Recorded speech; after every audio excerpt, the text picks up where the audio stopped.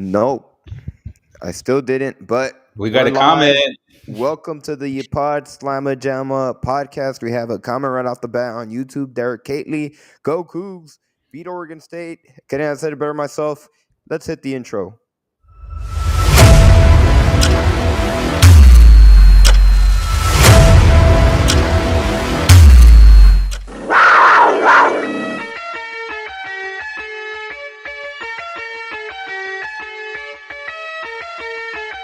If they do that, they're going to be very, very, very, very tough to beat. Wilson! Oh! And we are tied! Let's go! Call the Pod Slamma Jamma. And I don't ever let them forget where we come from. Getting those phones out. Report me acting ignorant. Dayon Chris got his way through, and he may go! Chris is in! Houston leads out of nowhere! Seventh heaven for Houston. The Cougars advance to their seventh Final Four. Go Cougs! Let's go! It's so good! The dream remains alive for the Houston Cougars! Welcome in to another episode of Pod Slamma Jamma. Joining me on this Wednesday evening here in Houston, Dayon Dunlap, and from Coog TV, Mr. Kenneth Bowman. How are y'all doing on this Wednesday evening? Doing pretty good. Oh man, all is well. I'm looking forward to take care of business this weekend, man, so we can get to the showdown. You know Taking care of business. That's going to be the message of the game. Really, not to overlook Oregon State, but a lot of fans. There's a lot of buzz and excitement for on the horizon. But the most important game is the next game, and for Houston, that is this Friday, 9:30 p.m. kickoff time here in Central Houston time against the Oregon State Beavers, the 0-4 Oregon State Beavers, who really have struggled so far this season. They've gotten blown out a lot to open the season, and the Houston Cougars are looking to go up in their first true road game of the season, and well, outside of the city of Houston road game, I should say, and add another win to the column and improve to 4-0 and set up the showdown against Texas Tech. But today we're going to be talking about Oregon State, everything that has to go well for Houston to play. Coming off a bye week, they got a chance to rest up and heal, much needed for Houston, especially along that offensive line that was really beat up heading into the Week 3 game against Colorado, and hopefully the extra bye week has been able to do wonders for Houston. But let's get into the matchup. Kenneth, I'll go to you first. What's kind of the messaging from head coach Willie Fritz, the players heading into this matchup against the Beavers on Friday night? Yeah, I mean, it's very businesslike, like any other game. It doesn't matter. You know, they're not worried about Oregon State being 0-4. I think they would have the same mentality going into this game if Oregon State was 4-0. You know, that's just a testament to Willie Fritz and his staff. I mean, I kind of got a question into it to Coach Fritz about it on Monday at the press conference, just about, you know, if there was a vibe or any, discussion about not looking ahead to Texas Tech and, focusing on this one. And he kind of just gave me, Willie Fritz doesn't really, he doesn't really do too much, but he kind of just looked at me, did you really just ask me that? So, that's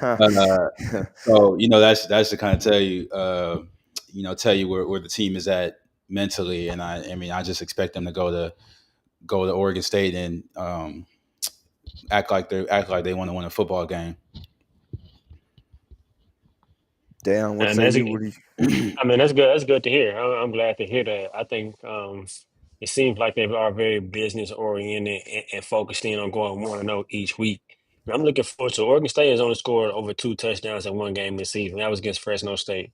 So I'm really looking forward to our defense having another dominant performance to even build their confidence even more as they get ready to not only dominate Oregon State, but then get ready for what's to come after that. For both you, Dayon and Kenneth, what do you guys feel like is going to be the keys for Houston heading into this game against Oregon State? I think we can all agree that performance on Friday before the bye week against Colorado, that is the best that I've looked this Houston Cougars football team look in a really, really long time. And really, it was a complete football game. The defense did this thing. The offense looked real good. They had a rushing attack. They had a passing attack. And then, of course, special teams. Ethan Sanchez, my goodness, he was with an iron leg in that matchup against Colorado. clearly, if Houston looks like that, that's what they're trying to put together, back-to-back performance against Oregon State. But for you guys, what do you think are the keys to victory against the Beavers for Houston to come away with a victory up in Oregon? I mean, just keep doing the things that you've been doing in the first three games. I mean, they've been running the ball efficiently. They've been controlling the clock. And, defense, they just need to keep locking their opponents down. And simple as that, keep doing what you're doing against Oregon State. We'll probably see a little more diversity in the offense just as each week progresses. And this is just another opportunity to, for Houston to show what they can do. Yeah, kind of like what Kenneth said. I think keep doing what you've been doing. I think that starts on the defensive end. I think that the offense gets confidence from that defense. The way they've been dominating, they come out, win first down and win third down on the defensive end. I think that leads into the offense. And then winning first down and then converting on third downs, they keep the drives going. So I think I would prefer for them to go on defense first to kind of get that first three and out, get that first start, get the juice going, and let the offense come out and build on that momentum. Or, I mean, I could see it vice versa, getting out to a fast start offensively and letting the defense continue that momentum. So either way, I think the defense, from what I've seen through these first three games, has been kind of the bell cow or the strong suit or of this team, and I expect that to continue against Oregon State. I think if you ask any fan, they'll be looking at the offense, and really they're trying to see if they can continue and build from, again, how well they looked against Colorado before the bye week. And I caught a glimpse, or I heard a little bit of head coach Willie Fritz during his radio show heading back, and he really touched on this was really the first time, at least on a consistent basis, that against Colorado, the Houston had multiple offensive drives, extended offensive drives, where they were controlling really the tempo of the game. They were in control of that game, and we just haven't seen Houston do that offensively, certainly within the past 2 years under head coach Willie Fritz, or I guess a season and a quarter now that we've seen of the Willie Fritz era. So that was a step in the positive direction for Houston and for the Cougars, if they are trying to be the real deal team, because when we look at national wise, it doesn't seem like a lot of people are sold on the idea of the Houston Cougars yet. Yep, they're 3-0. They opened Big 12 conference play with a win, but they're you don't see a lot of people talking about them yet. If they can go out on the road, it is West Coast. Houston's going to have a lot of different things going against them in terms of the change in time zone. That's going to be something. Obviously, we touched on it a while back. Last time Houston had to play against Arizona last season, didn't necessarily go well for Houston. I believe I saw Joseph Duarte of the Houston Chronicle tweet that it's going to be in the 50s projected. Obviously it's not cold. It's not going to be any factor, but just a different environment. It's going to be a different feel. And correct me if I'm wrong, Ken. I think Willie Fritz even said they're going to fly into you. They're going to fly and they're going to have to drive up on game day, which is about an hour away. And I don't remember if he said they're flying into Eugene, and I think he said it's like a 45-minute bus ride, something like that. So that will be something that obviously, just a change in pace, and Houston's going to have to manage. Which not to make excuses or anything. That's what the good football teams do. They overcome all those different circumstances, and they have to go out there. And at the end of the day, Houston 3-0. Oregon State is 0-4. They really haven't looked good for much of the season, and Houston should go out there. They are the better team on paper, and they should go out there and prove it and dominate. And we were talking about this off air before we hopped on. Houston, a 13.5-point favorite heading into this game against Oregon State, and they should go out there. They should look strong, and honestly, they should take care of business and relinquish or remove, I should say, any hope that Oregon State has.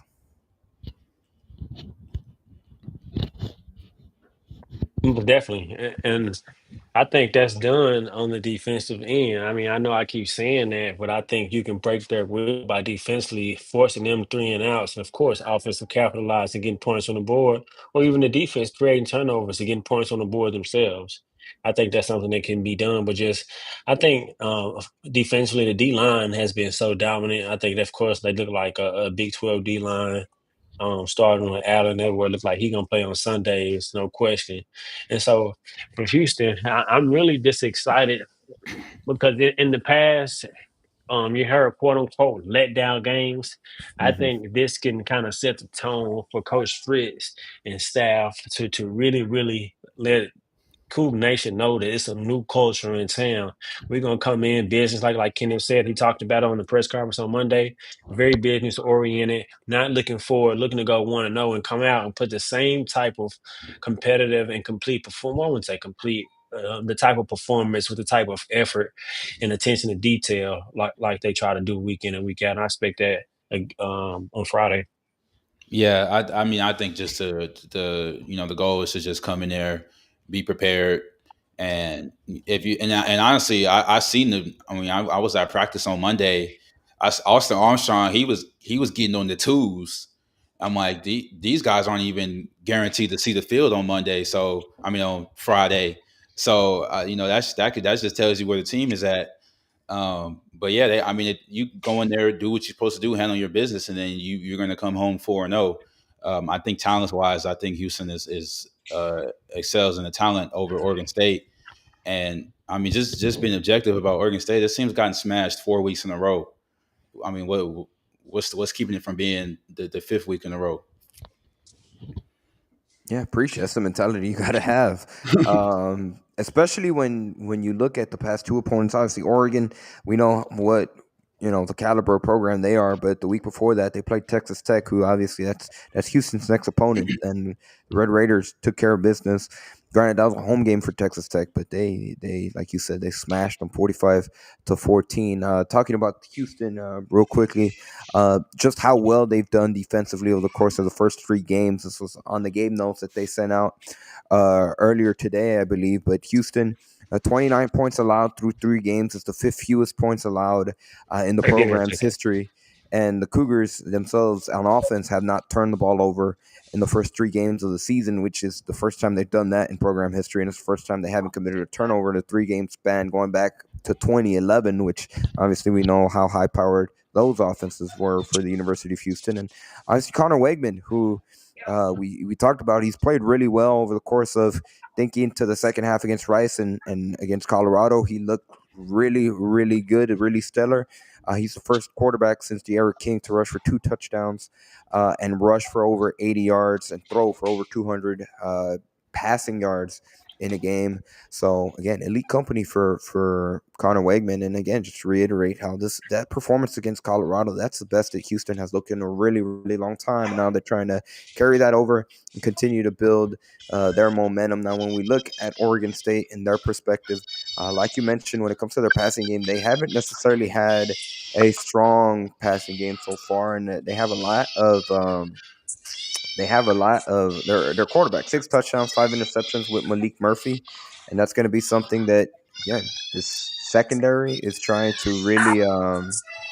They're trying to go out there and control tempo, and they did it against Colorado. Can they do it against Oregon State? Kenneth, what say you? What do you think this defense?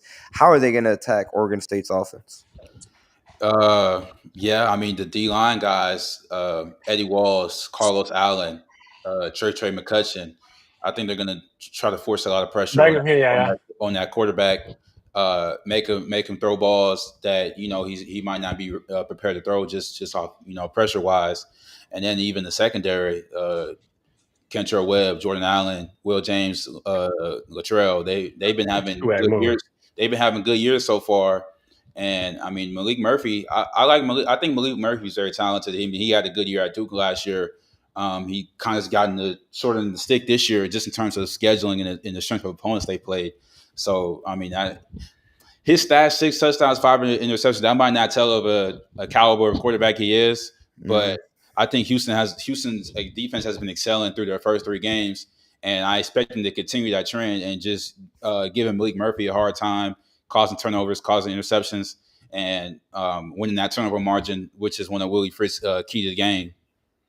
He's also been sacked 6 times. So, like you mentioned, Houston D-line, they're able to get into the backfield and wreak a lot of havoc. That's obviously going to be another key to Houston's success against Oregon State and really limiting them in terms of what they're able to get in the ground. We're talking about this Oregon State offense so far through first 4 games. They're only averaging 16 points a game in their first 4 games. Like, again, the caliber of opponents that they've played, Texas Tech and Oregon State, particularly in the past two, have been strong. But still, this is an Oregon State offense that is still they're kind of in a similar boat where Houston was. They played Cal and Fresno. They didn't do that good against them either. So yeah, they're a little similar to how Houston was at the beginning, kind of first game of the season and first half of Rice. It seems like they're still trying to figure out how all the pieces fit together and quite frankly finding an identity.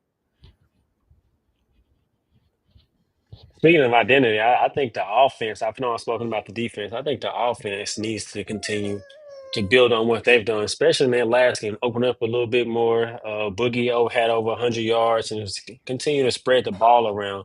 But I still don't think that coming into a game, probably look to stop Houston run game. But I think Connor is not only building confidence, is building a chemistry with the receivers and the entire O-line. The offense as a whole is building chemistry to be able to open up and continue to put more points up. I think this offense has the potential to be a high-powered offense or can average at least 21 to 28 points per game to where they have to sustain drive and they can do it running the ball or passing the ball. So I think the offense not only needs to continue to build on what they build on and really extend that passing game. I'm happy for Barnett to be coming back, give us another bell cow in that backfield and continue to spread it around. Yeah, and with the O-line, they getting Merriman back this week. Burnett back, like you just said. So I mean, they're getting more pieces back on that offense, and I don't know. I mean, they put up 36 on Colorado. They third string quarterback, whatever, and their defense isn't that well. But I mean, I think Colorado is probably a better team than Oregon State is right now. So I mean, they might go put up 40 plus on this team. Yeah, and that's We've very been saying that every week. We've been saying that every week, though. They're gonna put up 40. They're gonna put up 40. And you know what? They've been close. For a second, I thought they were going to do it against Rice after the second half performance. It looked like they were going to be able to do it against Colorado, and then some of their drives stalled out a little bit. And instead of scoring touchdowns, they were settling for field goals. But again, a progress. Back-to-back games where they scored 30 points, which hadn't been done going back to the 2023 season. It might have 23 or 22. So it had been a really long time since Houston had scored back-to-back 30-point games. Can they do it a third game in a row? And then maybe they can finally crack that 40-point threshold. We shall see. Talking about Houston, obviously, Jamarian Burnett, obviously a huge addition to have him back. And when it comes to the core of running backs, but obviously we got to talk about Dean Connors, who has really stepped up over the course of the past two games. And I mean, he's shown why Houston has why they got him in the transfer portal, why they got him from Rice. He's looked comfortable out there. He's looked like a complete back, and Houston's utilizing him like he's been going out there and making plays. So it's going to be awesome to see if obviously he can keep that level of playing. And Jamarian Burnett, who looked real good week one against Stephen F. Austin, if they can have kind of a two-headed monster trait just in handoffs, that could be another layer that really adds versatility to this offense. And at the end of the day, makes Connor Wegman's life easier. And maybe it opens up the playbook a little bit more. And we start seeing a lot more of these deep shots that I know a lot of fans, they want to see that ball sling in the air. And we've seen it a little bit more. But if you have two really good backs that Oregon State has to worry about, then it opens up a lot more. So I'm excited as well to see Burnett and what kind of impact he does. And hopefully he looks like how he did in week one against Stephen F. Austin because he was the best back in that game for Houston. Yeah, honestly, I mean, I like the approach that they've taken just throughout the year, kind of implementing, the new scheme on both sides of the ball little by little. Like in the first two games, we just saw they were just doing a lot of handoffs. The O-line, they kind of weren't there yet, so mishaps with the O-line, and then they really just couldn't try to do too much, and it probably wasn't wise for them to try to do too much. Now you're seeing the O-line come together. They're building more chemistry. Less pass pro busts and things like that. So, like you said, they can open up that playbook, and we know Connor can sling the rock. I mean, he's done it a few times already, and he's starting to connect on them now too. So that's just building more confidence for Connor Wegman, and then with just his whole receiving group. Kenneth, Dayon, what have y'all attributed to just in terms of again the past two games where Houston's rushing attack has really opened up? Because obviously Dean Connors has gone out there, he's made some pretty good plays, but it's a testament to Houston's kind of they've had to have a makeshift O line here and there just in terms of the injuries that they've dealt with. But what do you guys feel that you've attributed to some of that success? Because um, especially against Colorado, they rushing attack for Houston is something that they did really well, and that they just hadn't had that over the course of the past season plus. Well, the offensive line play, play calling, and just the talent in the running back room. I mean, Dean Connors, he's shown. I mean, he went to Rice, but he's came over to U of H now, and he's still showing that he's the talented back he is. Yeah, What about? I mean, Oh, I gotta agree with you, Kenneth. I mean, I think it starts up front, but I think starting with the run game, but now over these last two games is adding the versatility to be able to throw the ball downfield, which now you can't stack the box to stop Dean, who's been nothing left of electric. I mean, we got to give him his props. I know we were kind of critical after week one, but he's been consistent. He's been explosive. He's been exactly who the coaching staff thought that he was going to be when they brought him in for Rice. So I want to make sure I give him all the credit in the world because he's been a really, really great addition to the team. And I think playing off him and being complete like he is, and then be able to add the play action game and add the deep ball game, and then in intermediate passing game as well. So everything doesn't have to be downfield. And I know as fans, sometimes we want high explosive plays, but that hit intermediate passing game with the threat of going downfield can make us really a complete offense and a versatile offense. Yeah, I mean, shoot against Rice. I mean, you was right there with me, Andy. Dean told us to shut up. Y'all was talking. yeah, we, yeah, he we, did we, in that we, sauna. yeah, we was talking about because he went 15 carries, 40 yards in week one, and Yeah, shoot, he popped off all right, 132 yards, 2 touchdowns. So yeah, I mean, shout out Dean Connors, man. He's been killing it.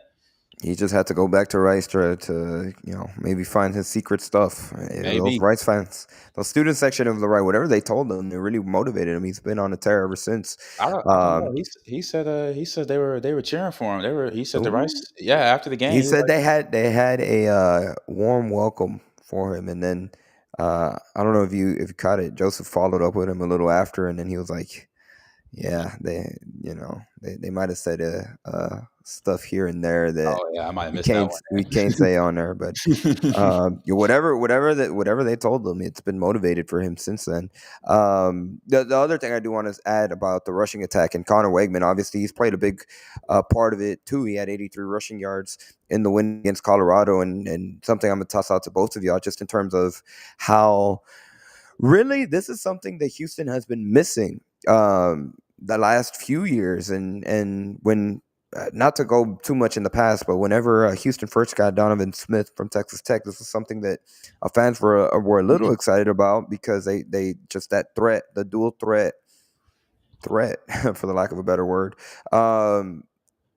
in terms of obviously being able to hurt you through the passing game, but also as a quarterback with your legs, and didn't really pan out with Donovan Smith. But Connor Wegman so far this season, he's just shown that just talent wise, he's got it. Like he's got some intangible factors when it comes to just being the best player on the field at times, especially against the first three games in the of the season. He's looked like he's just go out there and he makes plays, and sometimes he's just a better athlete than some of the defenders that are trying to bring him down. How much of it, well, not an asset, but how big is that in terms of adding that versatility to the Houston offense, where that it's something that defenses have to prepare for, and if they don't have somebody out there that's accounting for Connor Wegman, he's going to hurt you with his legs, and he's not someone that you can bring down easily. He's elusive. He's made some plays. He had some crazy jukes against Colorado. I mean, he's a five. He was a 5-star for a reason. So he's coming out showing that talent. I don't think that trap game comment. We're gonna talk about that later. I don't think. I mean, we haven't had Houston hasn't had a Connor Wigman he does have a similar skill set of a Donovan Smith and a Zion Chris, but he certainly is more talented than. He's a better passer than both of them by far. Yeah. He has a better IQ, better feel for the game. I And I think think Donovan Smith. My thing with Donovan Smith is I did like him as a talent. He had the physical traits. It's just his IQ and processing speed and all that stuff. Shout out to Donovan Smith. That's my guy. But yeah, we haven't had a Connor Wegman in quite some time, and he's showing everyone that he is the most talented guy on the field, and Connor's stepping out there knowing he's the most talented guy on the field, and teams are going to have to, they're going to have to play him both ways. They're going to play him as a passing threat and also as a run threat, because I guess they're sleeping on Connor Wigman's legs, but he can sure run it. So that's that. I mean, I think in recent years and even in present day, you have to most of the time have a quarterback that can move around.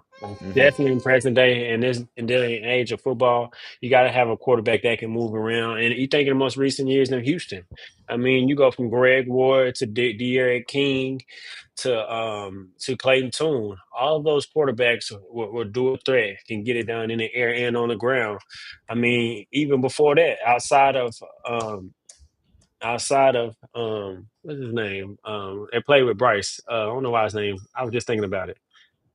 Best quarterback in here. Case Keenum. Case Keenum. Case Keenum. Outside of Case Keenum, who is specific a pocket passer.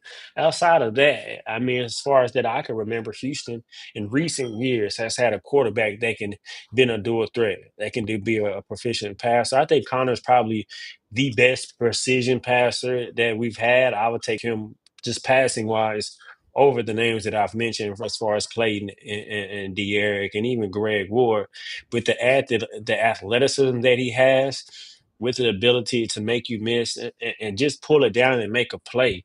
I think that goes unnoticed, and it's surprising teams, but I don't think it'll surprise teams on tape now. They got more tape, and they'll even go back and like, hey, we probably even have to spy this guy, but it's definitely something that we have to keep in mind. And that just makes the offense even more versatile. I think it's just something to make them even more of a threat. You have an account for Connor because you just play man, he can get out there and make a play, and so I think it just adds to more what the team can do to be able to move the ball and make effective plays. Yeah, I'll be excited to see how really teams' defenses specifically start adjusting and accounting for Connor Wegman as a rusher that can hurt them through the ground as well through the air. Last thing I want to talk about when it comes to Houston receiving specifically, before we kind of get to that comment, they've been able to get the ball to Stephon Johnson. Against Colorado, they did it in the second half against Rice, and they were able to build on that against Colorado. 5 receptions, 117 yards.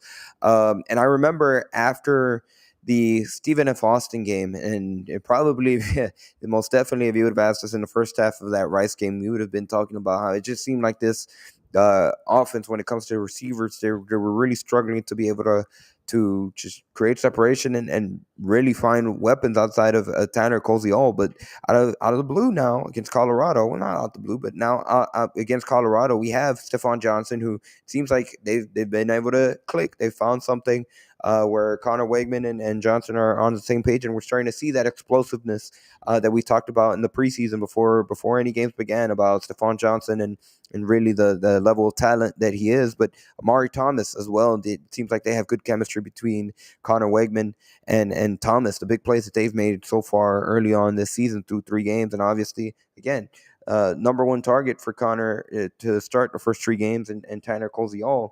Now you're starting to see that this offense does have a lot of receiving weapons too as well. What have you guys have seen from those 3 in particular, and just how crucial they've been to the passing game against Colorado, and how crucial they're going to be this game against Oregon State?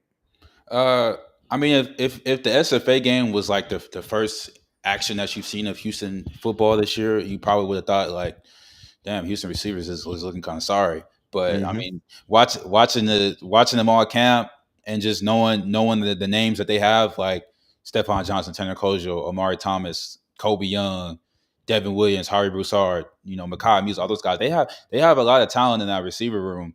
And 100% I mean, plays. And then yeah, he posted that video of him from camp actually. Mm-hmm. But I mean, it takes time for these a new group of guys. I mean, there's like Tanner Close is a transfer, Amari Thomas is a transfer, Harvey Broussard is a transfer. So it takes time for a lot of, and then Connor Wegman, the guy throwing it to him, is transfer. So it takes time for them to just gel together and figure out the plays, the playbook, Slay Nagel scheme, because they're all learning. So that was just their first real game action together. And that's why you don't really overreact to something like that, because I mean, to all these people, though they played so bad, they still won. Rice game, they played so Mm-hmm. bad, they put up 35 points. So it just takes time. They're going into their fourth game of the year. It's a 12 game slate. So I mean, it's gonna come together more and more as the season progresses, and we've seen it already just through their first 3 games. I think the receiver core really complement each other well. I think we don't haven't talked enough about Amari Thomas and the plays that he make, especially in the intermediate game. It seems like he's the one to go to over the middle of the field, or those deep ends, or those deep slants or posts, and catching those balls over the middle and making those key first downs. And then when you have a deep threat or even a tight end who can be a walking mismatch where you can line him out and force a certain coverage or force a certain matchup to be able to attack it. I think this offense can only not only get better and continue to build the chemistry like Kenneth just talked about, but also to continue to build their confidence. Okay, now I kind of know when he go one way and make this break. Now I know I'm put it right on him. He know that to get his head around, and then football is coming. So these different little intricate things, knowing he's going to be right there if we need a 9 yard play, 10 yard, whatever the yard may be, and he's going to go to the right yard depth and make that play. And so all these little intricate things, I think, are not only like Kenneth just mentioned, these are things that are built in games and still early in the season. Although as fans, and we critique the game after game, and we may have feedback, but we have to say it in hindsight and be able to remember, like, okay, this is just game 4 or game 1, game 2, game 3. I mean, also, I think one thing I've noticed is like just the blocking on screens. You'll have a receiver and get in Yeah. there and block for somebody, and the willingness to Yeah. put your body on the line and block for your man next to you. That's one thing I noticed. Like I've seen, I think it was a play against Rice. I forgot who had it, but it might have been a Dean Connors play, but it was a play out the backfield. It was on the run. Yes. Yeah, It was play out the backfield, right and I before believe halftime. I believe it was Makai Muse on the block, Mm-hmm. and without that block, that play gets blown up. If he doesn't go out there and block, that play is done. That's a tackle for loss. So just little things like that, the discipline, and then just the culture from the staff is like, I mean, you might not be touching the ball, but you better go out there and block for your teammate.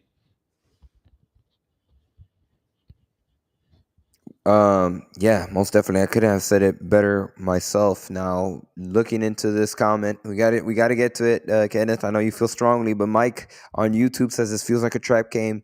Cougs got to show up. We haven't looked that good for a whole game yet, which is fair. Again, Yeah. even against Colorado, they had drives where they could have gotten touchdowns, they settled for field goals.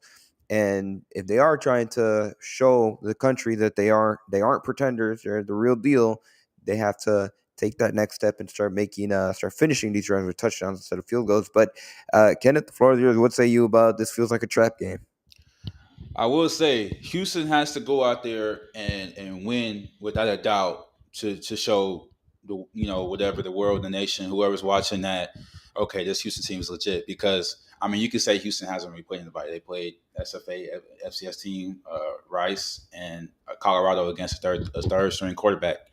I don't like they're throwing out the trap game stuff. I think it might be a trap game for the fans, because I think the fans are looking ahead to Texas Tech. People Mm-hmm. are already penciling this in. Oh man, the Cougars are going to be 4-0 next week when they play Tech. I'm not going to pencil that game in, because they still have to go out there and play the game. Yep. Oregon State, And it's a road game. it is a road game too. But and then the travel stuff, I mean, these dudes fly first class jets. They're eating good. They're staying in 5-star hotels. The travel stuff is not necessarily, it's not like a huge factor to me. I mean, I don't play D1 football. They might have a different opinion about it. But but I mean, Coach Fritz gave his opinion about traveling, and he kind of had my same opinion on it. But I mean, it being a trap game, I think Houston Cougar fans are maybe a little shell shocked, PTSD, traumatized from the Daniel Hungerson era. I think this might be a game that he might have went out there and not prepared his team, and they might have went out there and slept walk to start off the game and maybe lose it in the close game because they were sleeping.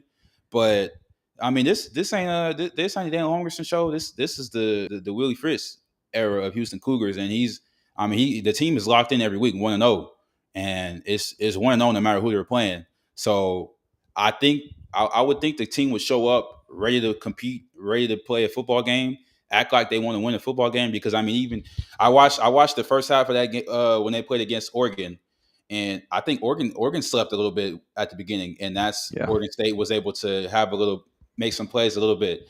But when Oregon was like, all right, and when they woke up, it's all right, let's play y'all. I mean, it was 21-7 at halftime, so I don't really think this is like a team that fans watching this should be scared of.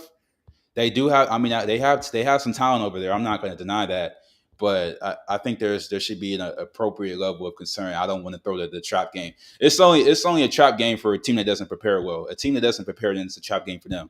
But I think they prepare the same way every week. So I mean, kind of. Oh, go ahead, Andy. Go ahead. No, I was just going to say again that Kenneth just reiterate he has the confidence in the head coach Willie Fritz and the coaching staff and how they've prepared him. And you're absolutely right about messaging.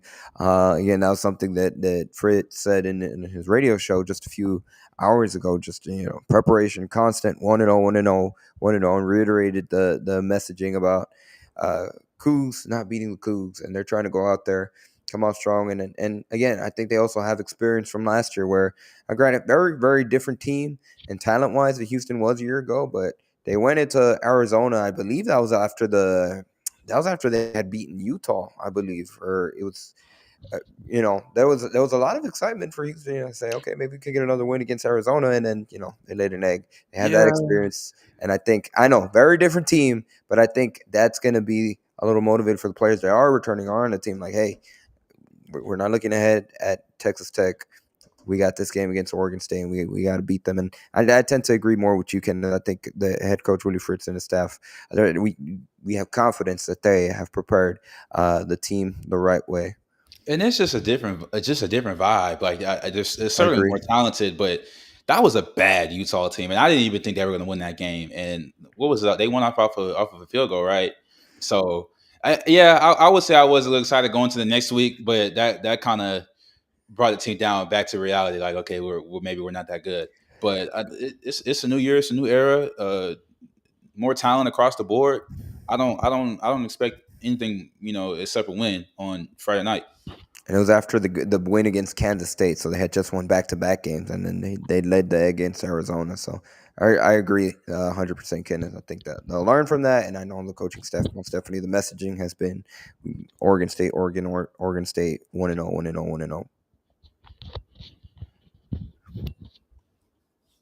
Well, that being said, that's going to pretty much do it for today's preview. We appreciate everybody that took the time out of their Wednesday night now at 9 p.m. Hopefully you guys were able to stay dry. There's a not as hot front that just passed here in Houston, so it's supposed to feel nice and dry, not as humid over the course of the next few days. So go out, enjoy the weather, and hopefully the rain didn't do too much damage. Kenneth, I'll toss it over to you. Where can people find you on social media, and what are some of the projects that you're working with at Coog TV and your other outlets? You just came back from men's basketball, so I'm sure people are going to be able to find stuff on Coog TV for that. Yeah, we just did some little interviews with basketball, Kelvin Sampson, Chris Cenac, Milos, Emmanuel Sharp, Jojo Tugler. We talked to all those guys. They haven't really done anything. I mean, people. I mean, I know it's number one program, arguably number one basketball program in the country, but it's the first day of practice. There's not really much to talk about. And that was kind of the vibe in practice. We were just there seeing what they were doing. I mean, shout out Coog TV. We got some stuff coming, just football coverage, basketball coverage. Even though they're on the road this week, but we'll still push through that and get some coverage out from home. Basketball season's coming up in about a month or so. So we'll be there. We'll be at the exhibition game on October 26th, I believe, and we'll try to get some great coverage off of that. Shout out Go Cougs, Ryan Monso. I know he's watching. HOU3, GoCougs.com. And Joseph Duarte, I will not be getting any messaging from you because the Houston Cougars are going to win. Oh gosh. So there we go. Yeah, we whenever I put guarantee for 40 points, I heard. I'm not going to put Charles Barkley guarantee because no. I don't feel that strongly. I don't have that conviction, but that goes to show that people, and it wasn't just one person; it was multiple people. They watch and they were like, "So 40 points, huh?" And I was like, "Well," especially at halftime of that game against Rice, I was like, "Well," I felt it in the moment, but close enough. Just wait till how this game goes. If it goes well for Houston, then maybe I might get a little crazy heading for Texas Tech, but. Dang, I don't know what my all-time record. So the first time we ever did that, or the first time that I ever did it, was when Houston played Texas, and I guaranteed a win. And damn it, when they came back and they were driving, I was like, they're actually gonna do it. They should have won that game, man. They got hold. The rest. You know what? I'm definitely down did, the bro. hill. That should have been a first down. They were robbed, but you know what? Everything happens for a reason because if they win that game, we might, there might be another extra season with the previous administration and head coach. But anyways, down the hill, they should have beaten Texas. But anyways,